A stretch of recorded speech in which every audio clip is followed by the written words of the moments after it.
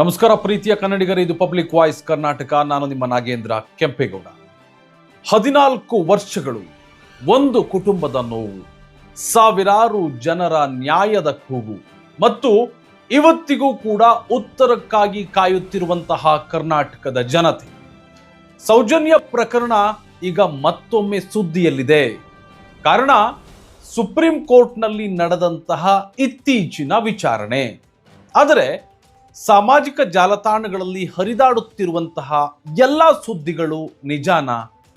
CBI ತನಿಖೆಗೆ ಆದೇಶ ಆಗಿದೆಯಾ ಅಥವಾ ಇನ್ನೂ ವಿಚಾರಣೆ ಮಾತ್ರ ನಡೆದಿದೆಯಾ? ಈ ವಿಡಿಯೋದಲ್ಲಿ ಈ ಒಂದು ಸಂಪೂರ್ಣ ಮಾಹಿತಿಯನ್ನ ಈ ವಿಚಾರಕ್ಕೆ ಸಂಬಂಧಪಟ್ಟಿದ್ದನ್ನ ತಿಳಿದುಕೊಳ್ಳುವ ಪ್ರಯತ್ನವನ್ನು ಮಾಡೋಣ. ಯಾರೆಲ್ಲ ಹೊಸದಾಗಿ ನಮ್ಮ ಚಾನಲ್ ಅನ್ನ ನೋಡ್ತಾ ಇದ್ದೀರಾ, ದಯವಿಟ್ಟು ಸಬ್ಸ್ಕ್ರೈಬ್ ಮಾಡ್ಕೊಳ್ಳಿ.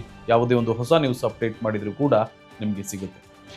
ಇನ್ನು 2012ರಲ್ಲಿ ದಕ್ಷಿಣ ಕನ್ನಡ ಜಿಲ್ಲೆಯಲ್ಲಿ ನಡೆದಂತಹ ಸೌಜನ್ಯ ಪ್ರಕರಣ ಇಡೀ ಕರ್ನಾಟಕವನ್ನೇ ಬೆಚ್ಚಿ ಬೀಳಿಸಿತ್ತು. ಪ್ರಕರಣದ ತನಿಖೆ ನಡೆಯಿತು, ಒಬ್ಬ ವ್ಯಕ್ತಿಯನ್ನ ಬಂಧಿಸಲಾಯಿತು, ಪ್ರಕರಣ ನ್ಯಾಯಾಲಯಕ್ಕೂ ಕೂಡ ತಲುಪಿತು.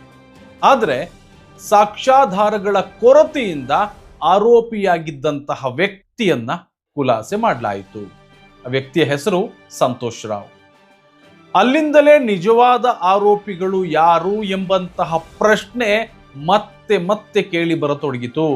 ಆದರೆ ಯಾರು ಆರೋಪಿ ಅನ್ನುವಂಥದ್ದು ಇನ್ನೂ ಕೂಡ ಗೊತ್ತಾಗಿಲ್ಲ. ಇದೀಗ ಈ ಒಂದು ಪ್ರಕರಣ ಮತ್ತೊಮ್ಮೆ ಸುಪ್ರೀಂ ಕೋರ್ಟ್ನ ಮೆಟ್ಟಿಲೇರಿದೆ. ಮನವಿದಾರರ ಪರವಾಗಿ ಸಿಬಿಐ ಮೂಲಕ ಮರು ತನಿಖೆಯನ್ನ ನಡೆಸಬೇಕು ಎಂದು ಮನವಿಯನ್ನು ಕೂಡ ಮಾಡಲಾಗಿದೆ. ಇನ್ನೊಂದೆಡೆ ರಾಜ್ಯ ಸರ್ಕಾರದ ಪರವಾಗಿ ಈಗಾಗಲೇ ತನಿಖೆ ಮತ್ತು ನ್ಯಾಯಾಂಗ ಪ್ರಕ್ರಿಯೆ ನಡೆದಿರುವುದಾಗಿ ವಾದಿಸಲಾಗಿದೆ. ಇನ್ನು ವಿಚಾರಣೆಯ ವೇಳೆ ನ್ಯಾಯಮೂರ್ತಿ ಸಂಜಯ್ ಕುಮಾರ್ ಮತ್ತು ನ್ಯಾಯಮೂರ್ತಿ ಸಂಜೀವ್ ಸಚ್ದೇವ ಅವರ ಪೀಠವು ತನಿಖೆಯ ಕುರಿತು ಹಲವು ಪ್ರಶ್ನೆಗಳನ್ನ ಕೇಳಿತು. 14 ವರ್ಷ ಕಳೆದರೂ ತೃಪ್ತಿಕರ ತನಿಖೆ ನಡೆದಿಲ್ವೇ ಮತ್ತು ಮೂಲ ತನಿಖಾಧಿಕಾರಿ ಘಟನಾ ಸ್ಥಳಕ್ಕೆ ಭೇಟಿ ನೀಡಿಲ್ಲ ಅಂದ್ರೆ ಹೇಗೆ ಎಂಬ ಅಂಶಗಳನ್ನ ನ್ಯಾಯಪೀಠ ಪ್ರಸ್ತಾಪಿಸಿತು ಎಂದು ವರದಿಯಾಗಿದೆ. ಇದೇ ವೇಳೆ ಸಿಬಿಐ ತನಿಖೆಯ ಕ್ರಮದ ಬಗ್ಗೆ ಅಸಮಾಧಾನವನ್ನು ಕೂಡ ವ್ಯಕ್ತಪಡಿಸಿತು. ಎರಡೂ ಪಕ್ಷಗಳ ವಾದಗಳನ್ನ ಆಲಿಸಿದ ನ್ಯಾಯಾಲಯ ಮರು ತನಿಖೆಯ ಮನವಿಯ ಕುರಿತ ಆದೇಶವನ್ನ ಕಾಯ್ದಿರಿಸಿತು. ಇದೀಗ ಎಲ್ಲರ ಪ್ರಶ್ನೆ, ಸುಪ್ರೀಂ ಕೋರ್ಟ್ ಸಿಬಿಐ ತನಿಖೆಗೆ ಆದೇಶ ನೀಡಿದೆಯಾ? ಉತ್ತರ ಇನ್ನೂ ಕೂಡ ನೀಡಿಲ್ಲ.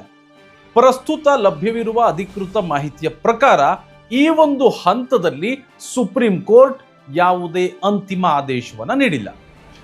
14 ವರ್ಷಗಳಾದರೂ ಕೂಡ ಈ ಒಂದು ಪ್ರಕರಣದ ಬಗ್ಗೆ ಜನರ ಆಸಕ್ತಿ ಮಾತ್ರ ಕಡಿಮೆ ಆಗಿಲ್ಲ. ಅನೇಕರು ಸಂಪೂರ್ಣ ಸತ್ಯ ಹೊರಬರಬೇಕು, ಆರೋಪಿ ಯಾರೇ ಆಗಿದ್ರೂ ಕೂಡ ಸರಿಯಾದ ಶಿಕ್ಷೆ ಸಿಗಬೇಕು, ಆ ಹೆಣ್ಣು ಮಗಳಿಗೆ ನ್ಯಾಯ ಸಿಗಬೇಕು ಅನ್ನುವಂಥದ್ದನ್ನ ಪ್ರತಿಯೊಬ್ಬರು ಕೂಡ ಆಗ್ರಹ ಮಾಡ್ತಾ ಇದ್ದಾರೆ. ಇತ್ತೀಚಿನ ವಿಚಾರಣೆಯ ಬಳಿಕ ಮತ್ತೆ ಈ ಒಂದು ಪ್ರಕರಣ ರಾಜ್ಯದಾದ್ಯಂತ ಚರ್ಚೆಗೆ ಬಂದಿದೆ. ಆದರೆ ಅಧಿಕೃತ ಆದೇಶ ಬರುವವರೆಗೆ ಯಾವುದೇ ವದಂತಿಯನ್ನ ನಂಬುವಂಥದ್ದು ಸರಿಯಲ್ಲ.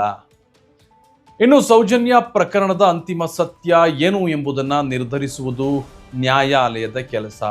ನಮ್ಮ ಕೆಲಸ ಪರಿಶೀಲಿತ ಮತ್ತು ಅಧಿಕೃತ ಮಾಹಿತಿಯನ್ನ ನಿಮ್ಮ ಮುಂದೆ ತರುವಂಥದ್ದು. ಈ ಒಂದು ಪ್ರಕರಣದಲ್ಲಿ ನಿಮಗೆ ಏನನಿಸುತ್ತೆ? ಸಿಬಿಐ ಮರು ತನಿಖೆ ನಡೆಯಬೇಕಾ? ನಿಮ್ಮ ಅಭಿಪ್ರಾಯವನ್ನ ಕಮೆಂಟ್ನಲ್ಲಿ ತಿಳಿಸಿ. ಇಂತಹ ಪರಿಶೀಲಿತ ಸುದ್ದಿಗಳಿಗಾಗಿ public voice Karnataka YouTube channel ಅನ್ನ ಸಬ್ಸ್ಕ್ರೈಬ್ ಮಾಡಿ. ಧನ್ಯವಾದಗಳು. ಮತ್ತೊಂದು ಸುದ್ದಿಯೊಂದಿಗೆ ನಾನು ನಿಮಗೆ ಸಿಗ್ತೀನಿ. Thank you.